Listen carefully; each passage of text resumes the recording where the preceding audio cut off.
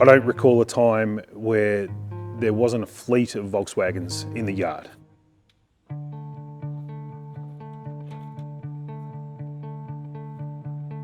As a kid, in my early years, I was really into BMX, and Dad was always helping me build BMXs and things like that.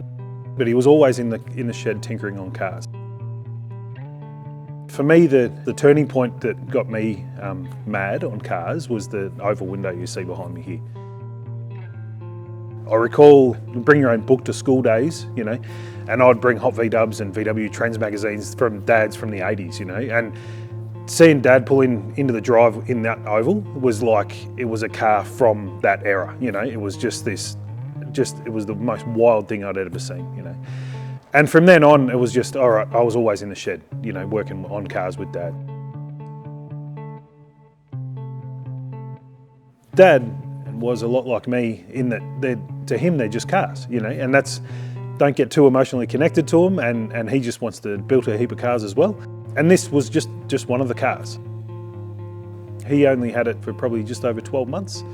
And at the time, I think it was about 1993, we were coming to move to Bendigo. So Dad decided to sell it.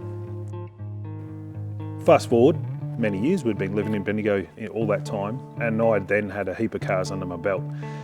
And I just kept thinking about that car, and every time I'd build a car, it's like, oh, you know, why do I do this? And every road led back to the car behind me.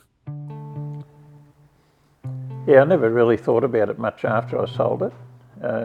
As my son Rhett got older, he was the one that was sort of reminding me about the car. When Dad bought it, so it was Mum and Dad happened to be in Wodonga. They were driving along, and the car pulled out in front of them. So I said to my wife, I'm going to follow that bloke and pull him up. And when I pulled him up, he liked the car I was driving, which was a Mazda, and I liked that. And he said he'd been looking for a Mazda for a long time, so we did a swap on the spot. 2009-ish probably. Look, I just had this one tiny little photo of the car in the carport at my parents' place in 1992. And I put that photo up on Facebook and just said, hey, you know, looking for information on this car, and heard nothing. 12 months later, it popped up in my memories, shared it again. And this kept going on and on and on. Yeah, it was about 10 years later, I finally got a reply, and he said, hey, I own your dad's car. I knew he'd find it eventually. I could just see Dad's emotions just like through the roof, and I'm like, wow, it's like really happening. Like, he's found this car. I was so nervous about it. It was, you know, I was still a bit dubious that it was the actual car. When it finally came time to drive up and have a look at the car, it was a 3.5 hour drive to get there, and we're driving through this paddock, and we're following Jason, and we had the 4-wheel drive with the car trailer on, and Jason stops at a gate, and I thought, oh, he must be trying to open the gate, and he hopped out, and he said, oh, the car's just there. And I look over, and I couldn't see a car at all. All I could see was this massive blackberry bush. It was probably 60 foot in diameter and about 7 foot tall. And he goes, that's where it's parked. And I'm like, oh shit, and my heart sank a little bit. We didn't have any equipment to get through it. Jason had actually bought a couple of pairs of secateurs, and we started hacking into this blackberry bush, and all three of us were all bloody, all our arms were bloody, and we just sort of unearthed up to the top of the headlight buckets, and it was definitely the car. It had the extended spoiler and the graphics going around the front. Could not see the rest of the car, didn't know what it was like. And then we climbed underneath, hooked up a snatch strap, connected it up to the 4-wheel drive, and we dragged it out. Ready when you are, mate.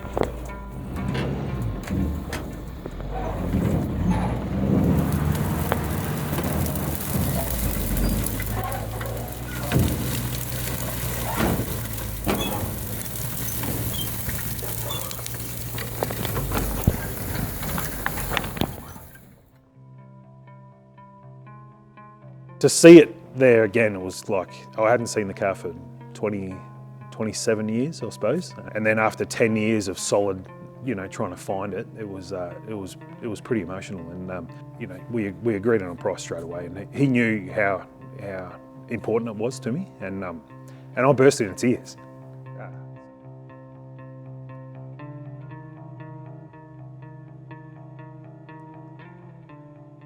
I could just hear in his voice, it was just like, just pure joy and just all these emotions going on. He goes, I've got it, it's finally mine. And I was about to just burst into tears. Like, I don't know, it's just this emotional connection that you have to cars. It's weird. I didn't get teary or anything. It was just, I was quite excited for Rhett, the fact that he'd found it. At the end of the day, it is just a car, but it was, cars. I love it. I'm addicted to it, and it's a huge passion of mine. And to find the thing that started it all, it was massive. Yeah. Over the last few months, it's been great. We've been able to do a heap of work on it together. The floor pan was completely rusted out. The body itself, I'm shocked at how well it's lasted. The modifications are starting to show their wear with a bit of bog falling out and things like that. But it's really interesting. Even then, it's a bit of an archaeological dig. You can go through and see where they've done all the different welds and how they've actually done the work on all the custom work to it. So it's been really cool to work on it the last few months. Watching my son and my grandson working on that car is quite special. Yeah.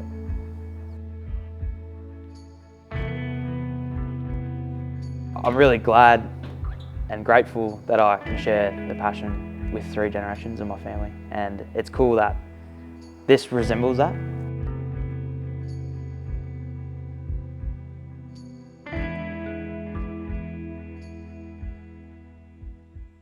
If you look around the scene in Australia, I think we build some world-class cars. We don't have a world-class venue to display them. I think you look at the shows like Air Mighty Show in Europe, the Volkswagen Show in the UK, things like that, where we've got huge, massive indoor pavilions where we can give people an opportunity to build a display and things like that. So it started off with this crazy idea. It snowballed pretty quick into what it is now. So the venue is here in town in Bendigo, which it's the largest open clear span building in regional Victoria. We had space for 200 cars in the venue. They sold out back in March. The scene got behind it. Everyone loved the idea. Yeah, it just needed a group to go ahead and get it done. So why is it called Dub Freeze? Because it's the middle of winter and it's in Bendigo. It is absolutely freezing.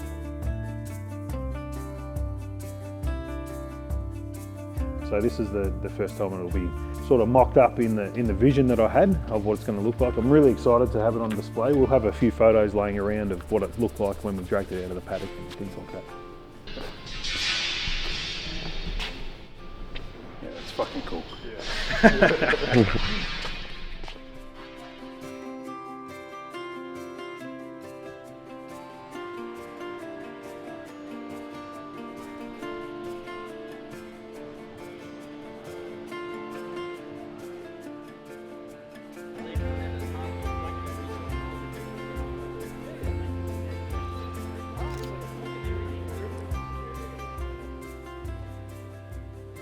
I just want to thank everyone for turning up. It's bloody unreal. I couldn't be more happy.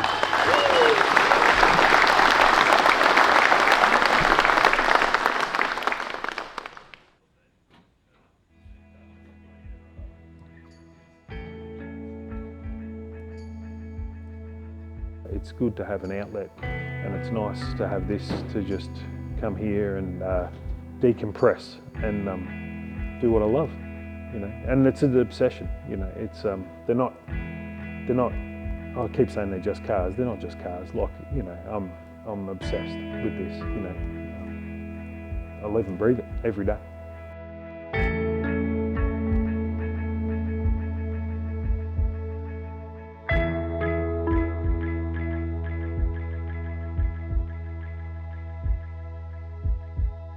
I'd need a piss. Okay, go.